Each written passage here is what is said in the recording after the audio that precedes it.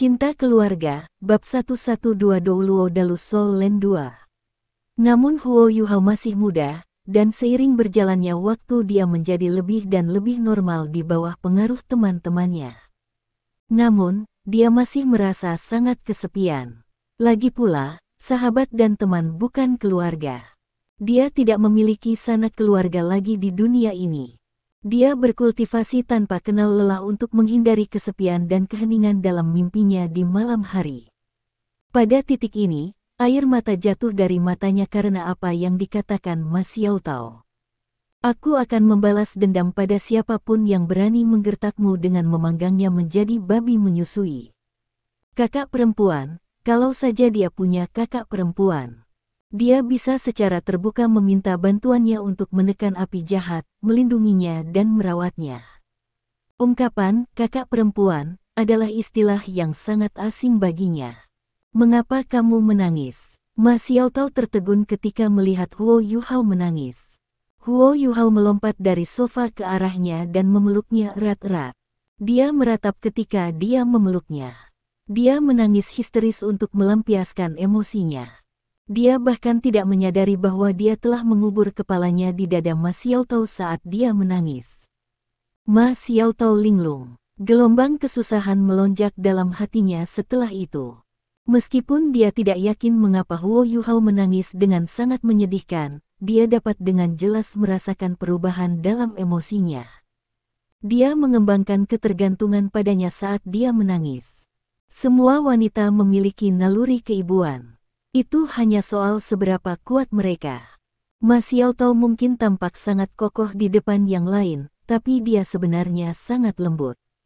Mereka yang biasanya tampak tangguh sebenarnya adalah mereka yang paling rentan secara internal. Ratapan Huo Yuhao memicu insting keibuan yang baik hati yang ada di dalam dirinya. Dia menepuk punggungnya dengan ringan dan tidak menggumamkan kata-kata penghiburan. Dia merasa membiarkan dia menangis seperti ini adalah yang terbaik untuknya. Huo Yuhao menangis dengan sedih. Ventilasi emosinya menyebabkan air matanya jatuh tak terkendali. Dia ingat kesulitannya ketika dia berada di rumah adipati pada usia yang sangat muda. Dia takut musim dingin. Setiap musim dingin, ia menggigil kedinginan bersama ibunya di malam hari. Pada hari itu, dia masih harus membantu ibunya melakukan pekerjaan di luar. Tangan ibunya sudah membeku, tetapi dia mencuci pakaian untuk pelayan kelas atas di Dux Mansion dengan imbalan minyak berkualitas rendah untuk dia gosokkan di tangannya sehingga dia tidak kedinginan. Sorot mata ibunya sangat baik dan ramah. Tapi itu juga membawa semburat kesedihan yang tidak pernah bisa dihilangkan. Dia sangat ingat bahwa ibunya menangis sangat sedih sekali. Itu karena dia bertanya, "Bu, kapan kita bisa kenyang? Bu, kapan kita bisa kenyang?" Huo Yuhao berbicara dalam tidurnya. Kalimat sederhana ini menyebabkan tubuh Ma Xiaotao bergetar. Dia menangis ketika memikirkan betapa pahitnya pengalaman Huo Yuhao ketika dia masih muda. Bu, Huo Yuhao bergumam pelan saat dia meratap. Air matanya sudah membasahi kemeja Ma Xiaotao. Namun, dia tidak sadar, dan perlahan-lahan tertidur lelap di lengan Ma Xiaotao. Dia menangis selama 15 menit sampai dia tertidur tanpa mengeringkan air matanya. Ma Xiaotao memeluknya dengan ringan. Mungkin dia merindukan perasaan berada dalam pelukan ibunya ketika dia masih muda, tetapi Huo Yuhao menempatkan salah satu tangannya di dada Ma Xiaotao dengan sangat alami. Tapi Ma Xiaotao tidak marah padanya karena melakukannya. Dia hanya merasa bahwa dia sangat menyedihkan. Semua orang akan merindukan ibu mereka. Tetapi dari caranya menangis, bagaimana mungkin dia hanya merindukan ibunya? Ma Xiaotao bisa merasakan kesedihan yang tertanam dalam di tulangnya. Dia juga mendengar beberapa kisah masa kecilnya ketika dia berbicara dalam tidurnya. Dia tidak menempatkan Huo Yuhao di tempat tidur secara langsung. Ma Xiaotao memeluknya saat dia bersandar di samping tempat tidur. Dia membiarkannya meringkuk di lengannya dan terus menepuk punggungnya dengan lembut. Saat itu masih pagi ketika pertandingan mereka telah berakhir. Tapi sekarang, Grand Imperial Star Hotel menyala dengan cahaya terang saat malam mendekat. Huo Yuhao tidur sangat nyenyak dan manis. Dalam mimpinya, ibunya hidup kembali. Dia merasakan kehangatan ibunya saat dia memeluknya. Yuhao kecil tidak pernah merasa begitu damai sebelumnya. Ibu-ibu, dia bergumam terus-menerus saat dia menempel dekat dengan ibunya di lengannya. Tidak ada lagi air mata, tetapi kehangatan dan kasih sayang yang merindukan. Dengan meratap dengan getir, ia telah melepaskan duka dan kebencian yang telah lama ia tekan. Pelukan hangat itu membuatnya benar-benar santai. Mungkin simpul di hatinya belum sepenuhnya terlepas, tetapi setidaknya itu bukan lagi simpul mati. Pertumbuhan pria tidak akan pernah jauh dari wanita. Seorang ibu, saudara perempuan, pacar, istri atau anak perempuan tidak mungkin hilang dari kehidupan seorang pria.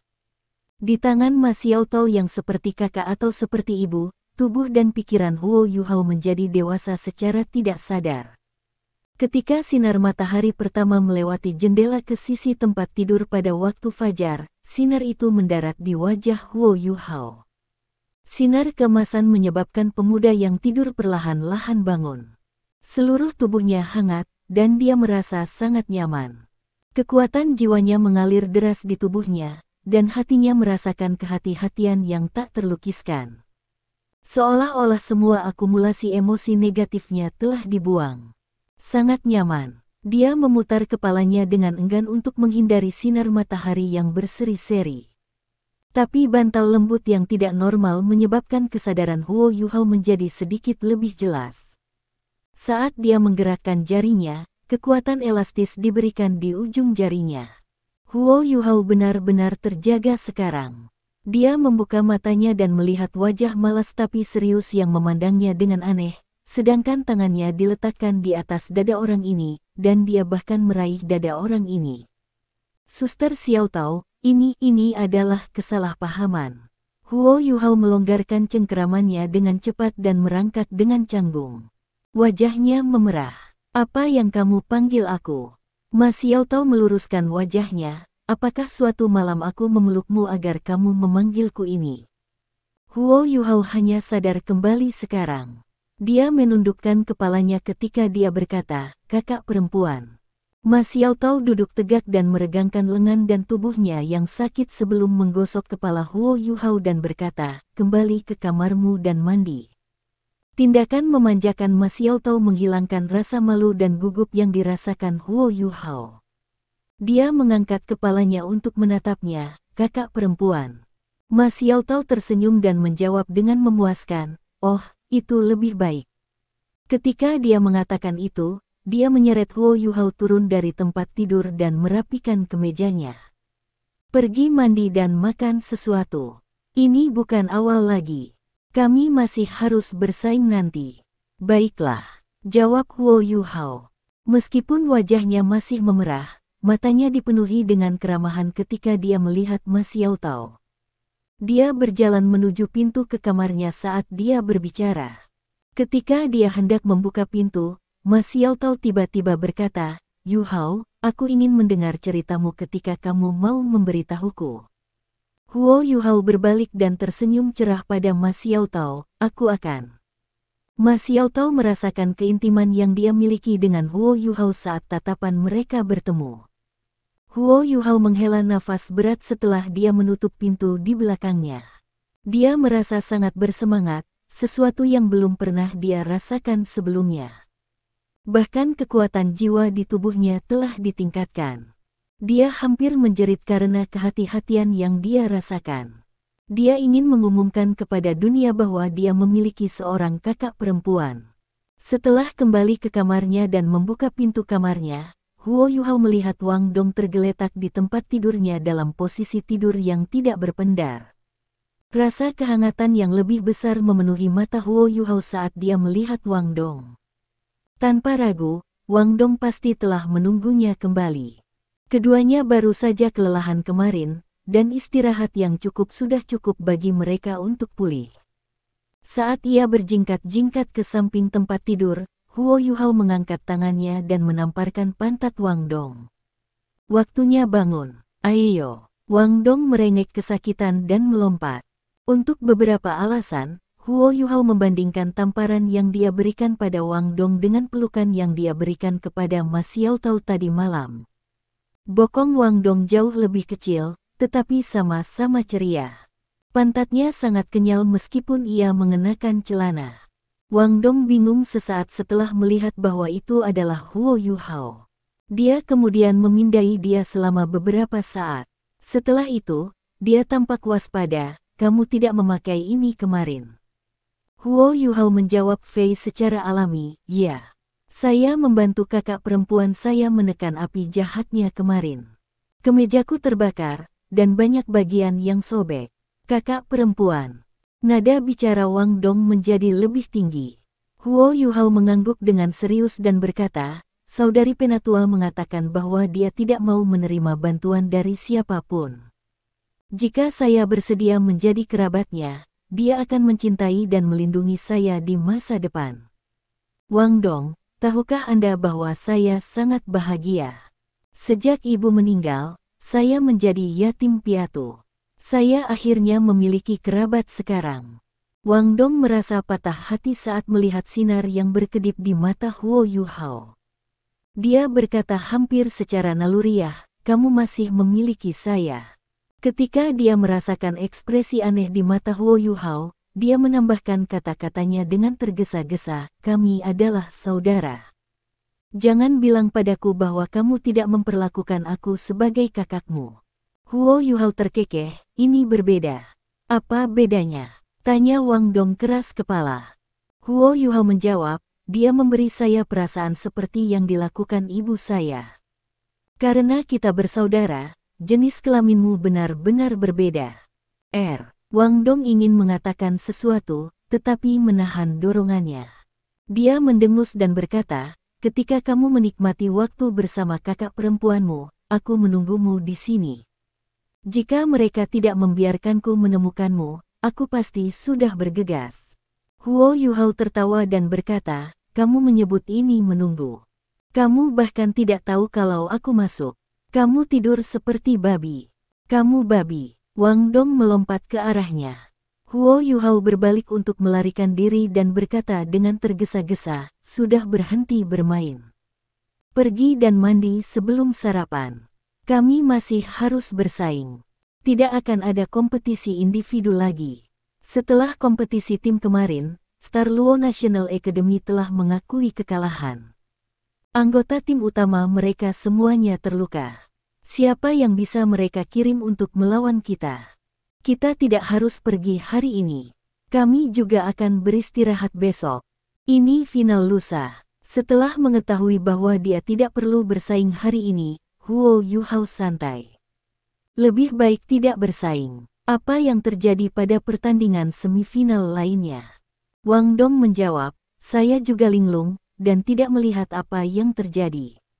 Dari apa yang dikatakan senior tertua, Akademi Teknik Kekaisaran Sun Mun Sun memperoleh keuntungan luar biasa atas Akademi Mendalam Kekaisaran. Tetapi kompetisi individu hari ini masih akan berlanjut. Keuntungan luar biasa. Huo Yuhao tiba-tiba merasa ketakutan. Imperial Profound Academy memiliki 1 kaisar jiwa dan 6 raja jiwa. Tanpa mempertimbangkan strategi, kemampuan mereka berada di atas Akademi Nasional Star Luo. Setelah mengingat bagaimana Putri Jiu Jiu menggunakan beberapa alat jiwa yang kuat untuk membalikkan arus terhadap sisinya, Huo Yuhao merasa kepalanya semakin berat. Wang Dong mengangguk dan berkata, "Saya mendengar bahwa mereka menggunakan waktu lebih sedikit daripada kami di babak tim. Dari awal hingga akhir, Akademi Mendalam Kekaisaran benar-benar ditekan dan tidak memiliki peluang. Saya juga mendengar bahwa pemimpin tim Akademi Teknik Sun Mun Imperial Soul telah dipromosikan menjadi insinyur jiwa kelas 6. Dia sangat kuat. Yuhao, aku punya ide setelah aku bangun kemarin." Wang Dong mulai menjadi bersemangat. "Gagasan apa?" Huo Yuhao bertanya dengan rasa ingin tahu. Wang Dong berkata dengan suara rendah, "Apakah Anda berpikir bahwa kita dianggap 1 orang atau 2 orang ketika kita melepaskan keterampilan fusi jiwa bela diri kita? Huo Yuhao menggelengkan kepalanya karena bingung dan menjawab, tidak mudah untuk mengatakannya. Bahkan jika hanya satu orang, perbedaan dari guru jiwa biasa masih sangat besar. Wang Dong mengedipkan matanya yang besar dan indah dan berkata, jika Senior Su dapat menggunakan pemindahan dunia bawah misterius untuk menggeser kita ke tengah-tengah lawan kita, kita bisa menggunakan. Keduanya memiliki chemistry yang hebat. Huo Yuhao segera memahami Wang Dong, apakah Anda mengatakan? Saya mengerti sekarang. Tetapi apakah ini benar-benar mungkin? Wang Dong berkata, kami tidak akan tahu jika kami tidak mencoba. Mari kita tanya Senior Su nanti. Baiklah, jawab Huo Yuhao segera. Setelah mereka mandi dan sarapan, mereka pergi mencari Su Sanxi dan menyampaikan ide mereka kepadanya. Setelah mendengarkan deskripsi mereka dengan serius, Su Sanxi menggelengkan kepalanya dan berkata, aku khawatir itu akan sangat sulit. Saya mungkin berhasil jika saya bisa tetap dalam bentuk kura-kura Xuanwu yang terbangun. Masalahnya adalah bahwa pemindahan underworld misteriusku tidak bisa begitu saja mengubah siapapun. Prasyaratnya adalah bahwa orang yang saya coba ubah tidak memiliki keterampilan jiwa tipe pertahanan yang mencakup area luas, yang akan mencegah perpindahan apapun. Sama seperti bagaimana saya gagal ketika Putri Jiu Jiu menggunakan keterampilan jiwa Star Crown. Ketika seorang guru jiwa menggunakan keterampilan jiwanya, kekuatan jiwaku akan habis 2 kali lebih cepat jika aku ingin menggusurnya. Semakin kuat keterampilan jiwa, semakin cepat habisnya energi. Ini berlanjut sampai skill jiwa tidak bisa digunakan lagi. Mari kita bahkan tidak mempertimbangkan pertanyaan apakah Anda 1 atau 2 orang ketika Anda berdua menggunakan keterampilan fusi jiwa bela diri Anda.